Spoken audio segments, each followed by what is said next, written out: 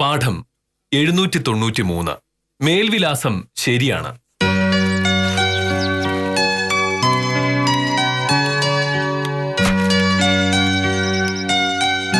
മോനേട്ടാ, ഇന്നെന്താ പതിവില്ലാതെ പത്രവായന നീണ്ടുപോവാണല്ലോ. മണി 9 ആഫീസിലൊന്നും പോകുന്നില്ലേ? ആഫീസിൽ പോകുന്നത് 9:38.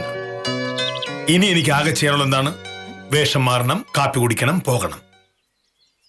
അതിന് 43 മിനിറ്റ് ധാരാളം. ഞാനൊരു സംശയം ചോദിക്കട്ടെ മോനേട്ടാ? പത്രത്തിലുള്ള എന്തെങ്കിലും കാര്യത്തെക്കുറിച്ചാണെങ്കിൽ വേണ്ട. കാരണം പത്രം വേറൊരാൾക്ക് വായിച്ചു പറഞ്ഞു കൊടുക്കാനുള്ളതല്ല, തനിയെ വായിച്ചു മനസ്സിലാക്കാനുള്ളതാണ്. പത്രത്തിലെ കാര്യമൊന്നും അല്ല. പിന്നെന്താണ്? മോഹനയുടെ ആഫീസിലേക്ക് എഴുത്തുകളൊക്കെ വരാറില്ലേ? സാധാരണ അത് തപാലിലാണോ അതോ കൊറിയർ വഴിയാണോ? നിനക്ക് തപാലുമായിട്ട് എന്താ ബന്ധം? അല്ല, വെറുതെ സംശയം തീർക്കാനായിട്ടൊന്ന് ചോദിച്ചതാ. വില്ലേജ് ഓഫീസ് ഒരു സർക്കാർ ഓഫീസാണ്. അങ്ങോട്ട് എഴുത്തുകൾ വരുന്നത് സർക്കാർ തപാലുകൾ വഴിയാണ്. അത്യാവശ്യ കാര്യങ്ങളാണെങ്കിൽ സ്പീഡ് പോസ്റ്റ് വഴി. കൊറിയർ എന്ന് പറയുന്നത് സ്വകാര്യ സ്ഥാപനങ്ങൾ നടത്തുന്നതായതുകൊണ്ട് ഞങ്ങൾ അത് ഉപയോഗിക്കാറില്ല. എന്നാലും മോഹനേട്ടന് കൊറിയറിനെ പറ്റി അറിയാമായിരിക്കുമല്ലോ. ഈ ബോംബെന്ന് ഒരു കൊറിയർ അയച്ചാൽ ഇവിടെ കിട്ടാൻ എത്ര ദിവസം എടുക്കും? അല്ല, വിദ്യാലക്ഷ്മി പറഞ്ഞു 4-5 ദിവസം എടുക്കുന്ന്. ഞാൻ പറഞ്ഞു 2 ദിവസത്തിനുള്ളിൽ കിട്ടുമെന്ന്. ഇതിലേതാ ശരി? ഞാൻ മനസ്സിലാക്കിയത് വെച്ചിട്ടാണെങ്കിൽ പരമാവധി 2 ദിവസത്തിനുള്ളിൽ കിട്ടും. നിനക്കിപ്പോ ബോംബെ എന്താ വരാനുള്ളത്? എനിക്കൊന്നും വരാനില്ല. വെറുതെ ഒരു സംശയം ചോദിച്ചെന്നേ ഉള്ളൂ. ഓരോരോ കാര്യങ്ങള് നമ്മൾ അറിവുള്ളവരോട് ചോദിച്ചല്ലേ മനസ്സിലാക്കുന്നത്. പിന്നെ മോനേട്ടാ, ഈ ഇന്റർനെറ്റ് വഴി പണം അടച്ച് നമ്മൾ ഓരോരോ സാധനങ്ങൾ വാങ്ങില്ലേ? അല്ല, ഇപ്പോഴത്തെ കാലത്ത് അതൊക്കെയാണല്ലോ അതിന്റെ ഒരു രീതി. അതിനെപ്പറ്റി മോനേട്ടന്റെ അഭിപ്രായം എന്താ? ആ ഫോൺ അതാരാ നോക്കട്ടെ. ഈ ഇന്റർനെറ്റ് പോയിട്ടോ എന്തോ കാര്യമായ ചുറ്റുക്കളി ഉണ്ടല്ലോ.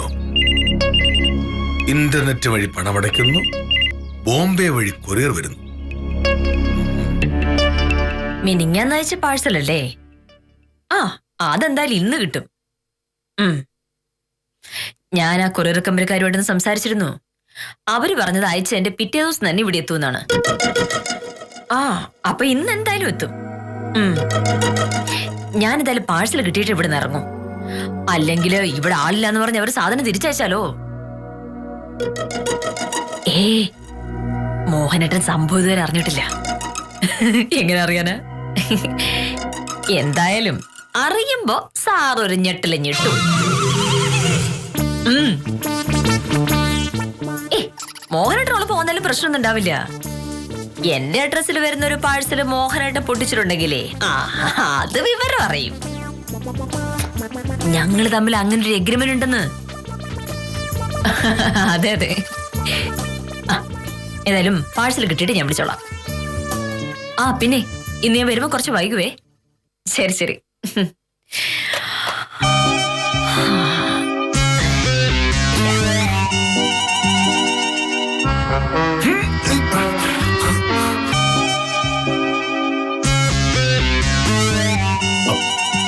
അവളുടെ പേരിൽ ഒരു പാഴ്സൽ വരുന്നുണ്ട്. എന്തായിരിക്കും അതിനകത്ത്? കിട്ടുന്ന കാശ് മുഴുവൻ ധൂർത്തടിക്കുക.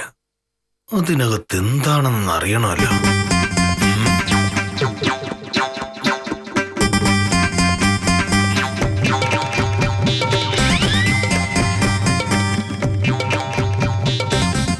ആരായിരുന്നു ഫോണിൽ? ഫോണിലോ? നീ ഫോൺ വന്നപ്പോഴല്ലേ എന്റെ അടുത്ത് പോകുന്നത്? അത് വിദ്യാലക്ഷ്മി ആയിരുന്നു. വിദ്യാലക്ഷ്മിയാ? എന്തിനാ വിളിച്ചേ? അതെന്തായാലും കൊള്ളാം.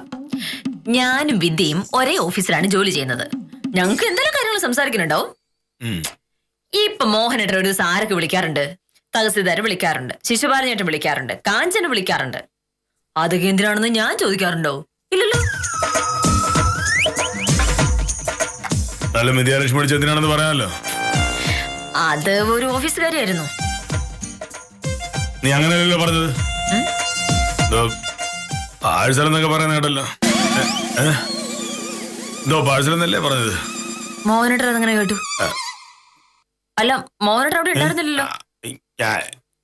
ഞാൻ നടന്നു വരുമ്പോ നീ പറഞ്ഞത് ചെറുതായിട്ടൊന്ന് കേട്ടു. അങ്ങനല്ലേ? അങ്ങനത്തെ പറഞ്ഞല്ലോ നീ. അത് വേറൊന്നുമല്ല, വിദ്യാലക്ഷ്മിക്ക് എന്തോ ഒരു പാഴ്സൽ വരാനുണ്ട്. സതീഷ് സാർ അറിയാത്ത എന്തോ ഒരു സാധനമാണ്. അതുകൊണ്ട് ആ സാധനം സതീഷ് സാർ അറിയാതെ കൈപ്പറ്റണം, ഇല്ലെങ്കിൽ പ്രശ്നമാവും. അതുകൊണ്ട് പോസ്റ്റ്മാൻ വന്നിട്ടേ അവള് ഇന്ന് കോടതിയിലേക്ക് വരുള്ളൂ എന്ന് പറഞ്ഞു. എന്ന് വിദ്യാലക്ഷ്മി പറഞ്ഞു. അതെ, അവള് പറഞ്ഞു. അങ്ങനെ ഭർത്താവ് അറിയാതെ എന്തെങ്കിലും വാങ്ങുന്നത് ശരിയല്ല എന്നും അത്തരം ഭാര്യമാർ അഹങ്കാരികളാണെന്നും നിനക്ക് വിദ്യാലക്ഷ്മിയോട് പറഞ്ഞുകൂടായിരുന്നോ? അല്ല, ചില സമയങ്ങളിൽ അങ്ങനെ ചെയ്യേണ്ടി വരുമെന്നാണ് അവള് പറയുന്നത്. ഭാര്യയുടെ മനസ്സറിഞ്ഞ് ഓരോന്ന് വാങ്ങിത്തരാനുള്ള വിവരവും ബോധവും ഒന്നും ഇല്ലാത്ത ചില കോന്തൻ ഭർത്താക്കന്മാരുണ്ട്. ഈ സതീഷ് സാറ് അത്തരത്തിലൊരാളാ. അപ്പൊ പിന്നെ ചില കള്ളത്തരങ്ങള് ഭാര്യ ഭർത്താവ് അറിയാതെ ചെയ്തു പോവുമല്ലോ അല്ലേ? നീയും അങ്ങനെ ചെയ്യുന്നൊരു ഭാര്യയാണ് എന്ന് നീ വിദ്യാലക്ഷ്മിയോട് പറഞ്ഞോ? ഞാനങ്ങനെയൊന്നും ചെയ്യില്ലല്ലോ. അല്ലെങ്കിൽ തന്നെ എനിക്ക് മോഹനേട്ടനെ വിളിച്ച് ഒരു കാര്യം ചെയ്യേണ്ട കാര്യമില്ലല്ലോ. ഇപ്പൊ എനിക്കൊരു പാഴ്സൽ വരികയാണെങ്കിൽ തന്നെ മോഹനേട്ടൻ അത് തുറന്നു നോക്കുപോലും ചെയ്യാതെ എന്നെ ഏൽപ്പിക്കുമല്ലോ. പറഞ്ഞു. കഴിഞ്ഞ ദിവസം മോഹനേട്ടന് വന്നൊരു എഴുത്ത് ഞാൻ പൊട്ടിച്ച് വായിച്ച ഓർമ്മയുണ്ടോ? അപ്പം മോഹനേട്ടൻ എന്താ എന്നോട് പറഞ്ഞത്?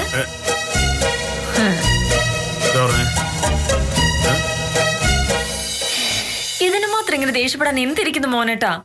ഇതൊരു ചെറിയ കാര്യല്ലേ? അല്ലല്ലോ. നീ എന്തൊക്കെ പറഞ്ഞാലും എനിക്ക് വന്നൊരു കത്ത് നീ പൊട്ടിച്ചു വായിച്ചത് ശരിയായില്ല. എനിക്ക് സ്വന്തമായിട്ട് മേൽവിലാസമുള്ള ഒരാളാണ്. എന്റെ മേൽവിലാസത്തിൽ വന്നൊരു എഴുത്ത് നീ എങ്ങനെ വായിക്കും? അത് വേറെ ആരുടെ എഴുത്തല്ലോ, മോഹനേട്ടൻ അമ്മയുടെ എഴുത്തല്ലേ? ആരായിരുന്ന ആമേ, നമ്മൾ ഭാര്യയും ഭർത്താവുമായിരിക്കും. പക്ഷേ നമുക്ക് രണ്ടുപേർക്കും രണ്ട് സ്വകാര്യതകളുണ്ട്.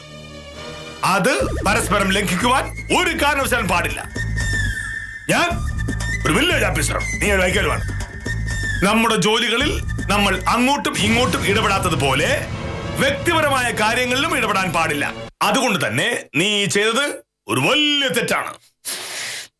ശരി, ഞാൻ ഇനി ഈ ജന്മത്ത് മോഹനേട്ടന്റെ അഡ്രസ്സിൽ വരുന്ന ഒരു എഴുത്ത് തുറന്നു നോക്കില്ല. പോരെ? അതെ, തിരിച്ചും അങ്ങനെ തന്നെ ആയിരിക്കണം. എനിക്ക് വരുന്ന ഒരു എഴുത്ത് മോഹനേട്ടൻ തുറന്നു നോക്കാൻ പാടില്ല. എനിക്ക് എന്റേതായ സ്വകാര്യത ഉണ്ടല്ലോ. എഴുത്ത് വരുമ്പോഴത്തെ കാര്യമാണ് ഞാൻ പറഞ്ഞത്. അത് തെറ്റിച്ച മോഹനേട്ടാ എന്റെ സ്വഭാവം മാറും.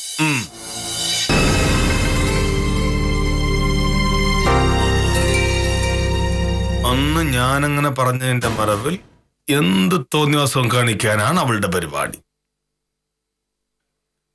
ഇനിയിപ്പോ അവൾക്ക് എന്ത് എഴുത്ത് വന്നാലും പാഴ്സൽ വന്നാലും എനിക്ക് തുറന്നു വെക്കാൻ പറ്റില്ലല്ലോ. ഇവിടെ തന്നെ നിൽക്കായിരുന്നു. അല്ല, അന്ന് നീ എന്റെ കത്ത് പൊട്ടിച്ചപ്പോ ഞാൻ നിന്നോട് ദേഷ്യപ്പെട്ടത് ശരിയാ. പക്ഷെ അതിന് അത്ര ഗൗരവമായിട്ടൊന്നും കാണണ്ട. മോഹനേട്ടൻ പറയുന്ന സകല കാര്യങ്ങളും ഞാൻ വലിയ ഗൗരവത്തിലാണ് എടുക്കാറുള്ളത്. അതങ്ങനെ തന്നെയല്ലേ വേണ്ടത്. ഞാനൊരു സാധാരണ വക്കീല്. ആകെ പഠിച്ചിട്ടുള്ളതോ ഇന്ത്യൻ ഭരണഘടനയും പീനൽ കോഡും. മോഹനേട്ടൻ അങ്ങനെ അല്ലല്ലോ. എന്നെക്കാട്ടിലും ഒരുപാട് ലോകവിവരമുള്ള ഒരു വലിയ ഓഫീസർ. അപ്പൊ പിന്നെ എന്റെ മോഹനേട്ടൻ എന്ത് പറഞ്ഞാലും ഞാൻ അതെല്ലാം അനുസരിക്കും. അങ്ങനെയല്ലേ വേണ്ടത്? ശരിയാണ്. പക്ഷേ ഒരു പക്ഷേയില്ല. ഈ ജന്മത്തിന് മോഹനേട്ടന് വരുന്ന ഒരു എഴുത്ത് പൊട്ടിച്ചു വായിക്കുക പോയിട്ട് പോസ്റ്റ് കാർഡ് വായിക്കാൻ പോലും ഞാനില്ല. അതുപോലെ മോഹനേട്ടൻ എനിക്ക് വരുന്ന എഴുത്തുകളും പൊട്ടിക്കില്ലെന്ന് എനിക്ക് വിശ്വസിക്കാലോ. മോഹനേട്ടൻ പറഞ്ഞത് തന്നെ അതിന്റെ ശരി. കാര്യം നമ്മള് ഭാര്യയും ഭർത്താവും ഒക്കെ ആയിരിക്കും. പക്ഷെ അതേസമയം നമ്മള് രണ്ടുപേരും വേറെ വേറെ വ്യക്തികളാണ്. സ്വന്തമായി മേൽവിലാസമുള്ള രണ്ട് വ്യക്തികൾ. അപ്പൊ ഒരു വ്യക്തി മറ്റൊരു വ്യക്തിക്ക് വരുന്ന എഴുത്ത് വായിക്കാൻ പാടില്ല. അല്ല അത് എല്ലായ്പ്പോഴും അങ്ങനെ കാണുന്നില്ല. ചില പ്രത്യേക സാഹചര്യങ്ങൾ നമുക്ക് പ്രത്യേക സാഹചര്യം പൊട്ടിച്ചു നോക്കാം. നമ്മുടെ വീട്ടിൽ അങ്ങനെ ഒരു പ്രത്യേക സാഹചര്യം ഇല്ലല്ലോ. നമ്മൾ 2 വ്യക്തികൾ. അയ്യോ, ഈ വ്യക്തിയുടെ ഷർട്ട് മുണ്ട് തേക്കാൻ മറന്നുപോയി. അപ്പോ ഈ വ്യക്തി അത് പോയി തേക്കട്ടെ. ഈ വ്യക്തിക്ക് കൃത്യം 9:32 തന്നെ ഇവിടുന്ന് ഇറങ്ങാനുള്ളതാണല്ലോ. അത് ഈ വ്യക്തി മറക്കാൻ പാടില്ലല്ലോ. അല്ല, എന്തോ കാര്യമായിട്ട് ആ വ്യക്തി അല്ല അവള് വാങ്ങിയിട്ടുണ്ടാവുമല്ലോ. അത് എനിക്കിഷ്ടമില്ലാത്തത് എന്തോ ആണെന്ന് ഉറപ്പ്. ഇനിയിപ്പ എന്താ ചെയ്യുക? ഈ വ്യക്തിക്ക് വരുന്ന പാഴ്സൽ ഈ വ്യക്തിക്ക് പൊട്ടിക്കാമോ? ആ വ്യക്തി കാണാതിരുന്ന മതിയല്ലോ. അതോ ഈ വ്യക്തിക്ക് അതാരാ മറ്റൊരു വ്യക്തി?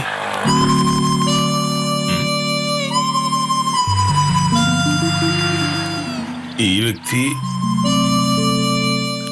ഇതാണോ പാഴ്സലെ വ്യക്തി?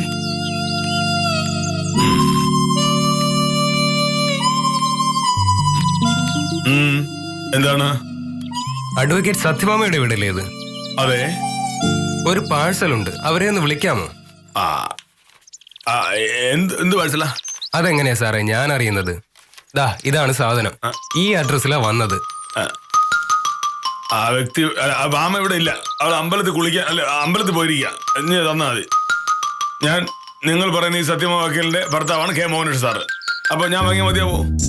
കുഴപ്പമില്ല സാറതാ ഇവിടെ ഒന്ന് ഒപ്പിട്ട് തന്നാ മതി.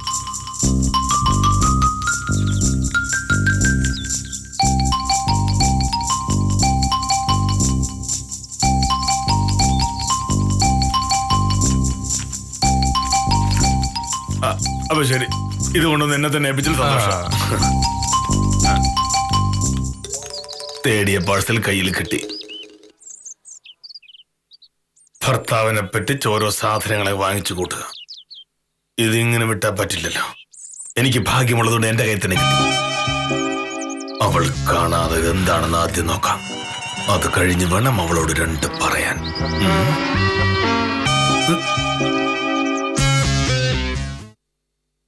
എനിക്ക് വരുന്ന ഒരെഴുത്ത് മോഹനയുടെ തുറന്നു നോക്കാൻ പാടില്ല. എനിക്ക് എന്റേതായ സ്വകാര്യത ഉണ്ടല്ലോ. എഴുത്ത് വരുമ്പോഴത്തെ കാര്യമാണ് ഞാൻ പറഞ്ഞത്.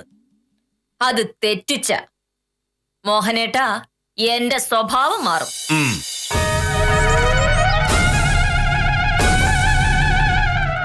ഞാൻ പറഞ്ഞു പോയൊരു വാചകത്തിൽ പിടിച്ച് എന്നെ തോൽപ്പിക്കാനാണ് അവളുടെ പരിപാടി. പക്ഷേ അത് ഞാൻ സമ്മതിക്കില്ലല്ലോ. മോഹനേട്ടാ, അവൾ കാണാതെ എവിടെയെങ്കിലും ഒളിപ്പിക്കണമല്ലോ. ഇതിന് അങ്ങ് അവിടെ കണ്ട അടുക്കള, ഇങ്ങോട്ട് വാ.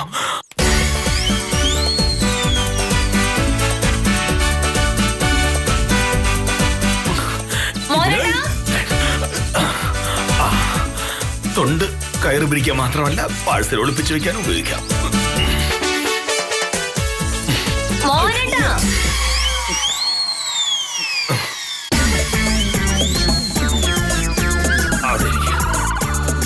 എന്താ വന്നോ? ഇത് എവിടെയായിരുന്നു മോനേട്ടാ? എത്ര പ്രാവശ്യം ഞാൻ വിളിച്ചു? ഞാൻ മുറ്റത്ത് ഇങ്ങനെ വെറുതെ നടക്കായിരുന്നു. ആരും വന്നിട്ടൊന്നുമല്ല. മുറ്റത്ത് ഇങ്ങനെ നടക്കാനായിട്ട് നല്ല രസമാണല്ലോ.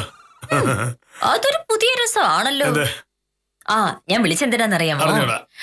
താലൂക്ക് ഓഫീസ് കഴിഞ്ഞ് ചെല്ലുമ്പോ ഇടതുവശത്ത് ഒരു തുണിക്കടയുള്ളത് മോഹനേട്ടൻ അറിയാമോ? ഒരു ചെറിയ കട. എനിക്കറിയില്ല. പോയി നോക്കിയാൽ പെട്ടെന്ന് കണ്ടുപിടിക്കാൻ പറ്റും. അവിടെ നല്ല രസമുള്ള ഷർട്ട് പീസുകൾ വന്നിട്ടുണ്ടെന്ന് സത്യപാലൻ പറഞ്ഞു.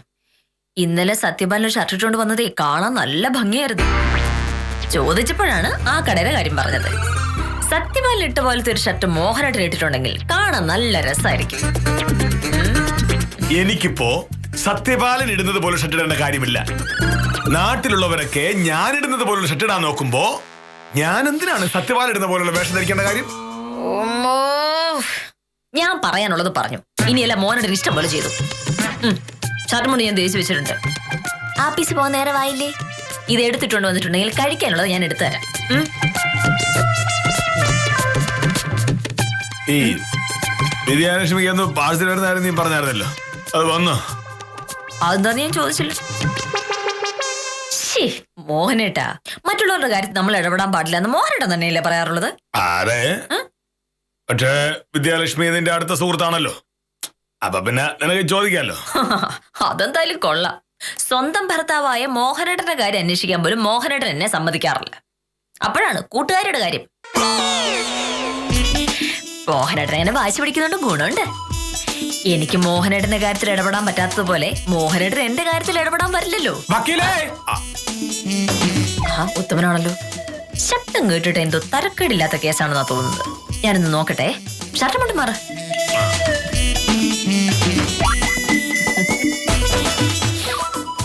നമസ്കാരം വക്കീലെ. ആ അരവിന്ദനും പുഷ്പലതയും തമ്മിലുള്ള കേസ് വക്കീല് പറഞ്ഞ് തീർത്തതല്ലേ? അതുകൊണ്ടൊന്നും ഒരു കാര്യമില്ല. ഇന്നലെ രാത്രി രണ്ടുപേരും കൂടി ഉഗ്രം വഴക്കായിരുന്നു. നേരെ പരപരാ വിളിച്ചപ്പോ പുഷ്പലത ഓടി എന്റെ വീട്ടിൽ വന്നിരിക്കുന്നു. ഇനി അരവിന്ദന്റെ കൂടെ താമസിക്കുന്ന പ്രശ്നമില്ല, അവക്ക് ഡൈവേഴ്സ് കിട്ടിയേ പറ്റൂ എന്നാണ് പറയുന്നത്. ഇവരെന്താണ് ഇങ്ങനെ? ഭാര്യ ഭർത്താവുമ്പോ അഭിപ്രായ വ്യത്യാസമൊക്കെ ഉണ്ടാവില്ലേ? പക്ഷെ ചാടിക്കയറി ഇങ്ങനെ ഡൈവേഴ്സ് ആണെന്നൊക്കെ പറഞ്ഞാലോ? കഴിഞ്ഞ തവണ വഴക്കുണ്ടായപ്പോഴേ രണ്ടുപേരെയും വിളിച്ച് ഞാൻ കാര്യങ്ങളൊക്കെ പറഞ്ഞ് മനസ്സിലാക്കിയതാണ്. അതുകൊണ്ട് ഒരു പ്രയോജനം ഉണ്ടായില്ലല്ലേ? വക്കീലേ, ഇന്നലത്തെ വഴക്കിന്റെ കാരണം കേൾക്കണോ?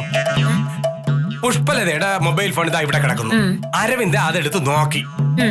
പുഷ്പലതയ്ക്ക് ആരോ അയച്ച മെസ്സേജോ ഏതോ ഫോൺ കോളോ അവൻ കണ്ടു.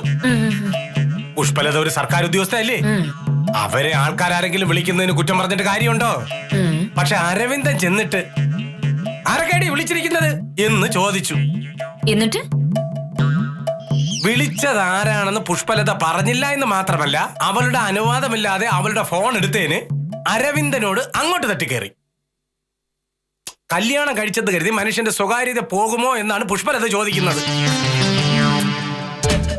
നമസ്കാരമുണ്ട് സാർ. പുഷ്പലത ചോദിച്ചാലും കാര്യമുണ്ടല്ലോ ഉത്തമ.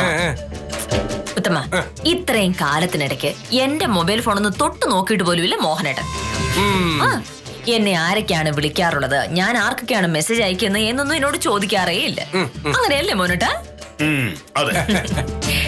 അത് മാത്രമല്ല, ഇന്നാളൊരു ദിവസം മോഹനേട്ടൻ വന്നൊരു എഴുത്ത് ഞാൻ പൊട്ടിച്ചു വായിച്ചു. അന്നതിന് മോഹനേട്ടൻ എന്നോട് എന്തുമാത്രം വഴക്കുണ്ടാക്കിയെന്നറിയാമോ? ഉത്തമനും പറഞ്ഞ അതേ വാചകമാണ് മോഹനേട്ടൻ എന്ന് പറഞ്ഞത്. കല്യാണം കഴിഞ്ഞു എന്നുള്ളത് കൊണ്ട് സ്വകാര്യത ഇല്ലാതായി എന്ന അർത്ഥമില്ല എന്ന്. മോഹനേട്ടന് വരുന്ന എഴുത്ത് ഞാനും എനിക്ക് വരുന്ന എഴുത്ത് മോഹനേട്ടനും പൊട്ടിക്കാൻ പാടില്ല എന്നൊരു തീരുമാനം ഉണ്ടായി. സത്യം പറയാലോ വക്കീലെ, നിങ്ങൾ തമ്മിൽ ഉണ്ടാവാറുള്ള വഴക്കിന്റെ ഒരു 10-1 വഴക്ക് പോലും ഈ അരവിന്ദനും പുഷ്പലതയും തമ്മിൽ ഉണ്ടാവാറില്ല. പക്ഷേ നിങ്ങൾ ചാടി ഇറങ്ങി എനിക്ക് ഡൈവേഴ്സ് വേണം എന്ന് പറയാറില്ലല്ലോ. ഈ പുപ്പലരേഖ സാറിനെ വക്കീലിനെ കണ്ടുപഠിക്കണം. ഞങ്ങൾ തമ്മിലുള്ള സ്നേഹം എത്രയാണെന്ന് മറ്റുള്ളവർക്ക് അറിയില്ലല്ലോ ഉത്തമ. സ്നേഹമുള്ളവർക്ക് വഴക്കുണ്ടാവുള്ളൂ, വഴക്കെല്ലാം തീരുകയും ചെയ്യും. എന്തായാലും ഉച്ച കഴിയുമ്പോ വക്കീൽ ഓഫീസിലേക്ക് വരാൻ പുഷ്പലതയോട് പറ. ഞാൻ ഒന്നുകൂടി ഒന്ന് സംസാരിച്ചു നോക്കട്ടെ. ഓ ശരി ശരി ശരി. സാറേ, എന്താണെന്ന് പതിവിൽ കവിഞ്ഞൊരു സ്നേഹപ്രകടനം. സാറേ എന്തോ ഉണ്ട്? എന്ത് ഉത്തമ പറയാം, ഭാമകെട്ട പ്രശ്നമാവും. പുറത്തേക്കാ? ഓ ശരി. എന്താണ് സാറേ പ്രശ്നം? വലിയ പ്രശ്നമാണ് ഉത്തമ. കഴിഞ്ഞ ദിവസം എനിക്ക് വന്ന കത്ത് പൊട്ടിച്ചതിന് ഞാൻ അവളെ വഴക്ക് പറഞ്ഞു എന്ന് പറഞ്ഞില്ലേ? ആ സാഹചര്യം ഭാമ ചൂഷണം ചെയ്തു. ചൂഷണം ചെയ്തു? എനിക്ക് വരുന്ന കത്തുകൾ അവൾ തുറക്കില്ല എന്ന് പറഞ്ഞതുപോലെ അവൾക്ക് വരുന്നത് ഞാനും തുറക്കാൻ പാടില്ലല്ലോ. അത് ശരിയാ. ആ വ്യവസ്ഥയുടെ മറവിൽ അവൾ ഇന്റർനെറ്റ് വഴി പണമടച്ച് എന്തോ ഒരു സാധനം വരുത്തുന്നു. ഇന്റർനെറ്റ് വഴിയാ? അങ്ങനെയൊക്കെ ചെയ്യാൻ പറ്റുമെന്ന് സ്വയംപ്രഭ പറയുന്നത് ഞാൻ കേട്ടിട്ടുണ്ട്. ഭാമ ഇന്റർനെറ്റ് വഴി പണമടച്ച് എന്തോ ഒരു സാധനം വാങ്ങും. ആ സാധനം ബോംബെയിൽ നിന്ന് ഇവിടെ വന്നിട്ടുണ്ട്. എന്ത് സാധനം? ഇതാണ് ഇന്റർനെറ്റ് വഴി പൈസ അടച്ച് ബോംബെ നിന്ന് വരുത്തിയ സാധനം.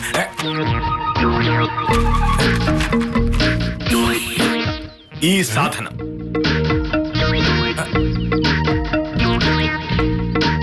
ഇതെന്താണ് സാറേ? എന്താണെന്നറിയില്ല. ഭാഗ്യത്തിന് ഇത് എന്റെ കയ്യിലാണ് കിട്ടിയത്. തുറന്നു നോക്കുന്ന അവള് കണ്ട പ്രശ്ന അവൾക്ക് വരുന്ന പാഴ്സൽ ഞാൻ തുറന്നു നോക്കാൻ പാടില്ലല്ലോ. ആ അപ്പൊ ഇത് വക്കീലിന്റെ കൈ കൊടുക്ക്. വക്കീൽ ഇത് തുറന്നു നോക്കുമ്പോ ഇതിന്റെ അകത്ത് എന്താണെന്ന് അറിയാമല്ലോ. അത് പറ്റില്ല. ഞാൻ അറിയാതെ വാങ്ങിയ സാധനമായതുകൊണ്ട് അവൾ ഇതെന്നെ കാണിച്ചില്ലെങ്കിലോ? ഒരൊറ്റ വഴിയുള്ളൂ തമ്മ. ഒരു ബ്ലേഡ് വെച്ച് ഇത് സൂക്ഷിച്ച് കേറി തിരിച്ച് ഇതുപോലെ തന്നെ ഒട്ടിച്ചു വെക്കണം. അപ്പോ സാധനം എന്താണെന്ന് അറിയാനും പറ്റും. ഞാൻ തുറന്ന കാര്യം അവർക്ക് മനസ്സിലാവില്ല. എങ്കിൽ പിന്നെ അങ്ങനെ തന്നെ ചെയ്യണം സാറേ. പക്ഷെ അതിനിടയിൽ ഭാമ വന്നാലോ? ഉത്തമൻ, എങ്ങനെയെങ്കിലും ഭാമയുടെ ശ്രദ്ധ ഒന്ന് മാറ്റി തന്നാൽ ഞാൻ ഈ സാധനം കൊണ്ട് വീടിനകത്ത് കയറും. മുറിക്കകത്ത് കയറി കഴിഞ്ഞാൽ പിന്നെ സുഖമായിട്ട് തുറന്നു നോക്കാലോ. അല്ല, അതിപ്പോ സാർ ഇതുമായിട്ട് നേരെ മുറിയിലോട്ട് കയറി പോയാ പോരെ? അവിടെ കണ്ടാലോ? ഇത്തിരി വലിയ സാധനമല്ലേ, അവിടെ ശ്രദ്ധിക്കും. ഇപ്പൊ കാര്യം മനസ്സിലായി. അപ്പൊ ഈ സാധനം കൊണ്ട് സാറ് മുറിയിൽ എത്തുന്നവര് വക്കീല് കാണരുത്. അതെ, ഞാൻ ഏറ്റു സാറേ. സാറ് പിറകിലത്തെ വാതില് വഴി വീട്ടിനകത്തേക്ക് കയറാൻ നോക്കിക്കോ. വക്കീലിനെ അവിടെ നിന്ന് മാറ്റുന്ന കാര്യം ഉത്തമൻ ഏറ്റു. വക്കീലേ, ഉത്തമൻ ഇതുവരായിട്ടും പോയില്ലേ? ഇതെന്തുപറ്റി?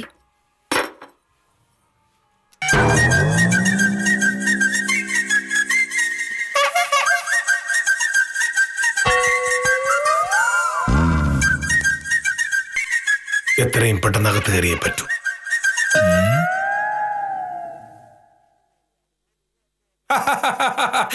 നമസ്കാരമുണ്ട് വക്കീലേ. പിന്നെ ഒരു ചെറിയ പ്രശ്നമുണ്ട്. എന്ത് പ്രശ്നം? അല്ല, ഒരു പ്രശ്നമാണോ ചോദിച്ചു കഴിഞ്ഞ ഒരു പ്രശ്നമല്ല. പക്ഷെ അതൊരു പ്രശ്നമല്ലേ എന്ന് ചോദിച്ചു കഴിഞ്ഞ ഒരു പ്രശ്നം ആണ്. കാര്യം എന്താന്ന് വെച്ചാ പറ ഉത്തമ. അത് പിന്നെ നമ്മുടെ പുഷ്പലതയുടെ അരവിന്ദന്റെ കാര്യം. പുഷ്പലതയോട് ഉച്ച കഴിഞ്ഞ് വക്കീൽ ഓഫീസ് വരാനാണല്ലോ വക്കീല് നേരത്തെ പറഞ്ഞത്. പിന്നെ അതിന്റെ ഒരു പ്രശ്നം എന്താണെന്ന് വെച്ചാല്, ഈ പിന്നെ പുഷ്പലത ചിലപ്പോ ഉച്ച കഴിഞ്ഞ സ്ഥലത്തുണ്ടാവൂല. അങ്ങനെയാണെങ്കിൽ പിന്നെ രാവിലെ തന്നെ അങ്ങോട്ട് വരാൻ പറഞ്ഞാലോ? അല്ല, ഞാനേ ഇന്നിവിടെ നിന്ന് ഇറങ്ങുമ്പോ കുറച്ച് വൈകും, അതുകൊണ്ടാണ് ഞാൻ പറഞ്ഞത്. ഓഹോ, ഓ, അങ്ങനെയാണെന്നുണ്ടെങ്കിൽ നമുക്ക് വേറൊരു കാര്യം ചെയ്താലോ? ഈ പുഷ്പലത അങ്ങനെല്ലെങ്കിൽ ശരിയാവൂല അത്. ഇനി പുഷ്പലതയുടെ അരവിന്ദന്റെ അതും വഴിയല്ല. ഇല്ല. പിന്നെ വക്കീൽ ഒരു മിനിറ്റ് നിന്നില്ലേ, ഞാൻ ഒന്ന് ആലോചിച്ചോട്ട്.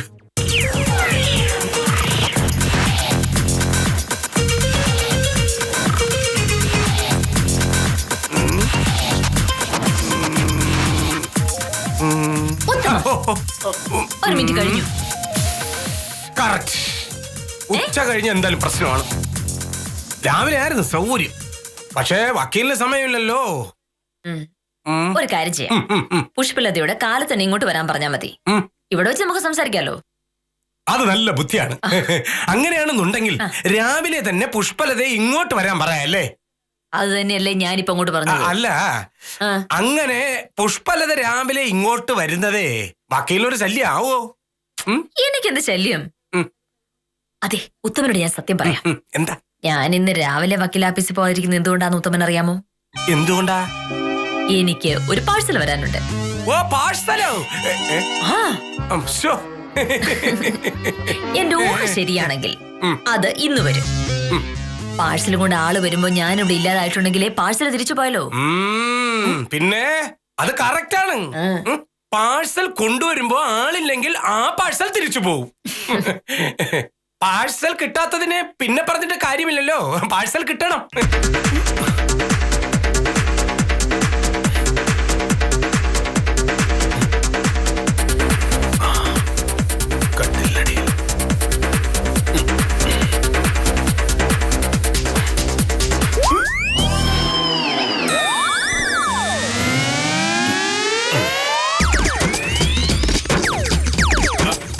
അപ്പൊ പിന്നെ വക്കീല് പറഞ്ഞതുപോലെ തന്നെ രാവിലെ പുഷ്പലത ഇങ്ങോട്ട് വരാൻ പറയാം. അല്ലെങ്കിലും ഇത്തരം കാര്യങ്ങൾ വക്കീൽ ഓഫീസിൽ വെച്ച് സംസാരിക്കുന്നതിനേക്കാളും നല്ലത് ഇവിടെ വെച്ച് സംസാരിക്കുന്നതാ. അല്ല, ഈ പുഷ്പലത അരവിന്ദനും തമ്മിലുള്ള പ്രശ്നങ്ങളെ അവിടെ വക്കീൽ ഓഫീസിലുള്ള ആൾക്കാർ കേൾക്കണ്ട എന്ന് വിചാരിച്ചിട്ടാണ്. അതൊരു വക്കീൽ ഓഫീസല്ലേ? ഓരോ ദിവസം എത്ര തരം കേസുകളുമായിട്ട് എത്രയോ പേര് അവിടെ വരാറുണ്ട്. അതിലൊന്നും ഒരു കാര്യമില്ല. എന്തായാലും പുഷ്പലതയ്ക്ക് ഉച്ച കഴിഞ്ഞിട്ട് സമയമില്ലാത്തോണ്ട് രാവിലെ അങ്ങോട്ട് തന്നെ വരട്ടെ. അതന്നെ നല്ലത് എന്തായാലും. അപ്പൊ ശരി. പിന്നെ വക്കീല നിക്ക് പിന്നെ അങ്ങനല്ല. എനിക്കാണെങ്കിൽ ഭയങ്കര ഓർമ്മക്കുറവ്. വക്കീല് ഇതുവരെ പറഞ്ഞ കാര്യങ്ങൾ ഞാൻ ഒന്നുകൂടെ ഒന്ന് ആലോചിക്കട്ടെ. പുഷ്പലത രാവിലെ ഇങ്ങോട്ട് വരുന്നു. വക്കീലും പുഷ്പലതയും കൂടി പാഴ്സലിന്റെ കാര്യം സംസാരിക്കുന്നു. കേസിന്റെ കാര്യം സംസാരിക്കുന്നു. എന്നിട്ട് വക്കീല് സാറും കൂടെ കേസിന്റെ കാര്യം സംസാരിച്ചു കൊണ്ടിരിക്കുന്നതിന്റെ ഇടയിൽ അയ്യോ അതല്ലല്ല, പുഷ്പലതയും സാറും കൂടി പാഴ്സലിന്റെ കാര്യം സംസാരിക്കുന്നു. ഇതാണ് ഞാൻ പറഞ്ഞ ഓർമ്മ എനിക്ക് അങ്ങ് കിട്ടൂല ഏട്ടാ ചിലപ്പോ. ഉത്തമ ഓ എന്താ പറ്റിയത്? അങ്ങനല്ല, ഇനി ചിലപ്പോ ഈ ഓർമ്മ ഇങ്ങനെ കിളി പറഞ്ഞതുപോലെ പോകും. ഞാനും പുഷ്പലതയും കൂടെ കേസിന്റെ കാര്യം സംസാരിക്കുന്നു. എങ്ങനെയെങ്കിലും പുഷ്പലതയെ ഞാൻ കാര്യങ്ങൾ പറഞ്ഞ് മനസ്സിലാക്കുന്നു. അതോടെ പ്രശ്നം ഇവിടെ വെച്ച് തീർന്നു. പ്രശ്നം തീർന്നു, ആളും വന്നു. അങ്ങനല്ല, ഈ പുഷ്പലത ഇപ്പൊ ഇങ്ങ് വരുമല്ലോ. പുഷ്പലത വരുമ്പോ വക്കീല് സംസാരിക്കുമല്ലോ. വക്കീല് സംസാരിക്കുമ്പോ പിന്നെ ഈ കേസ് തീരുമല്ലോ. അതാണ് ഞാൻ ഉദ്ദേശിച്ചത്. ആശ്വാസമായി. അപ്പൊ ഉത്തമൻ എനിക്ക് ഒരുപാട് ജോലി. ശരി ശരി ശരി. ആ ഉത്തമൻ എന്താ ഇതുവരെ പോകുന്നു സാർ. പോയല്ലേ? എന്താ എന്താ എന്താ ഈ സംഭവം? എന്തായി? എനിക്കൊന്നും കേട്ടൂടാ സാറേ. സാധനം എന്റെ മുറിയിലെ കട്ടിലിനടിയിൽ കയറ്റി വെച്ചു. ഓക്കെ. ഇനിയിപ്പോ പാമ കാണാതെ അത് തുറന്നു നോക്കണം. പക്ഷെ അതെങ്ങനെ നടക്കും? അവൾക്ക് ഒരുപാട് ജോലി ഉണ്ടെന്നാണല്ലോ പറഞ്ഞത്. അത് വെച്ചിട്ട് തന്ത്രപരമായ രീതിയിൽ ഒരു കളി കളിക്കാം. അതെന്താണ് തന്ത്രപരമായ ഒരു കളി? അതെനിക്കറിയാം. തൽക്കാലം മുതൽ സ്ഥലം നോക്കൂ. ഞാന് ഭാമയെ കുറച്ച് കൃത്യനിഷ്ഠ പഠിപ്പിക്കട്ടെ. കൃത്യനിഷ്ഠയാ? അതുകൊണ്ട് ഈ കെ മോഹനൻ സാറിനെ പറ്റി ഉത്തമൻ എന്താ കരുതിയിരിക്കുന്നത്? ഞാൻ ഉത്തമനേക്കാൾ ഒരുപാട് ബുദ്ധിയുള്ളൊരു മനുഷ്യനാണ്. പാലം കടക്കോളം നാരായണ, പിന്നെ പൂരായണ. ഭയങ്കര ബുദ്ധിമായി.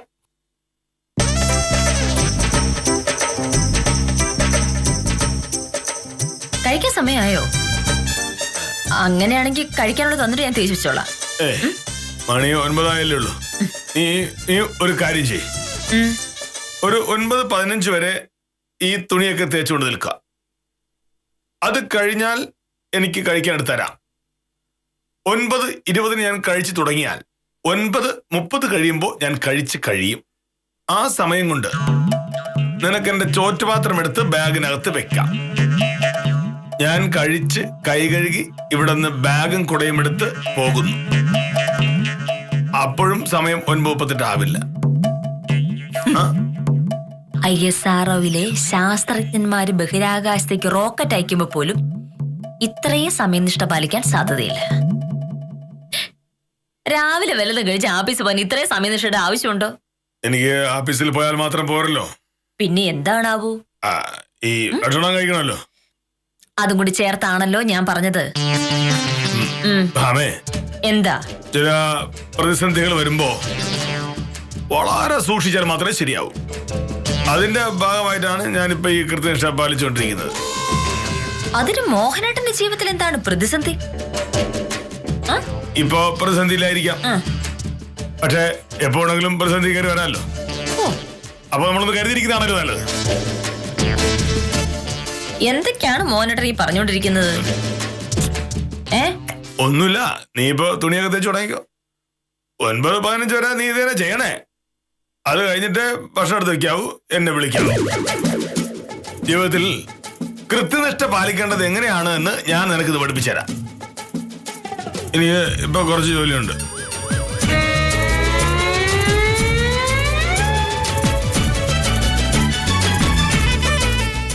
ഇത്രയും കാലം പഠിപ്പിച്ചതല്ലാതെ ഇനിയുമുണ്ടോ വില്ലേജ് ഓഫീസറുടെ കയ്യിൽ കൃത്യനിഷ്ഠ? സമ്മതിക്കണം എന്റെ പൊന്നേ.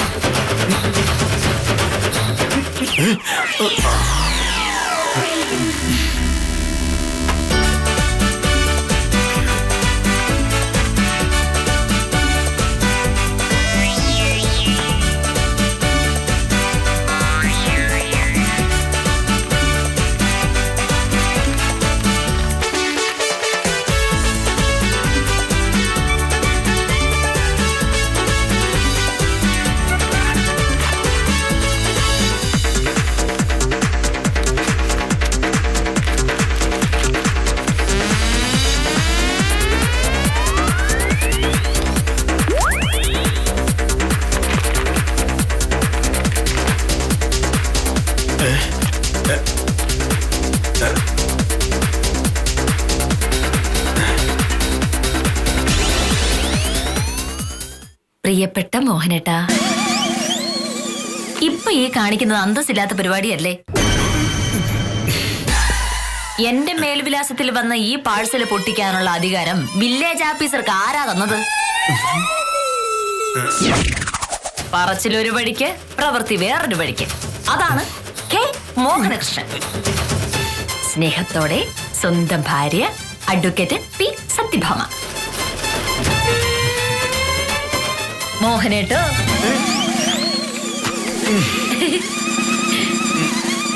എനിക്ക് എന്തൊക്കെയുണ്ട് വിശേഷം? സുഖം തന്നെയല്ലേ? വീടിന്റെ ആധാരം ഇതിനകത്തായെന്ന് തോന്നി. വെറുതെ വിവാഹം കഴിഞ്ഞാലും ഭാര്യയ്ക്കും ഭർത്താവിനും അവരവരുടേതായ സ്വകാര്യതകളുണ്ട്. കാരണം അവര് രണ്ടും രണ്ട് വ്യത്യസ്ത വ്യക്തികളാണ്. അങ്ങനെയല്ലേ മോനേട്ടാ? ആണോ? ആണ്. അത് മാത്രമല്ല, നമ്മൾ രണ്ടുപേരും സ്വന്തമായിട്ട് പേരും മേൽവിലാസമുള്ള രണ്ട് ഇന്ത്യൻ പൗരന്മാരാണ്. അതുകൊണ്ട് ഒരാളുടെ മേൽവിലാസത്തിൽ വരുന്ന എഴുത്ത് മറ്റൊരു വ്യക്തി തുറന്നു വായിക്കുന്നത് ശരിയല്ല. അല്ല അല്ലേ? എഴുത്തിന്റെ കാര്യത്തിൽ മാത്രമേ ഉള്ളോ, അതോ പാഴ്സലിന്റെ കാര്യത്തിലും അങ്ങനെയുണ്ടോ? ഞാൻ രസത്തിന് മറ്റുള്ളവരുടെ വ്യക്തിപരമായ കാര്യത്തിൽ ഇടപെട്ട് രസിക്കുന്നത് ശരിയാണോ മോഹനേട്ടാ? അങ്ങനെ ചൂടൂടെ.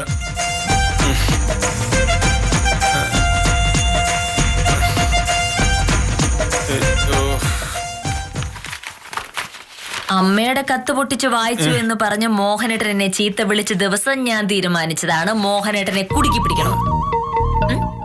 അതിനുവേണ്ടി ഇന്നലെ ഞാൻ തന്നെ കൊറിയർ അയച്ചാണ്. കൊറിയർ കൊണ്ട് ആള് വരുമ്പോ മോഹനേട്ടൻ തന്നെ അത് വാങ്ങിച്ചെടുക്കാൻ വേണ്ടി ഞാൻ ഇട്ട ചൂണ്ടയായിരുന്നു കുറച്ചു മുന്നേ നടന്ന ഡയലോഗുകളല്ല. കൊറിയറിന്റെ കാര്യവും ഇന്റർനെറ്റിൽ പൈസ അടയ്ക്കുന്ന കാര്യവും എല്ലാം അതിനുവേണ്ടി മാത്രം പറഞ്ഞതാണ്. ഞാൻ പ്രതീക്ഷിച്ചതുപോലെ തന്നെ മോഹനേട്ടൻ ആ ചൂണ്ടയിൽ കൊത്തി. ഇപ്പൊ എന്ത് പറയുന്നു? ഞാനന്ന് ചെയ്തത് അത്ര വലിയ തെറ്റായിരുന്നു?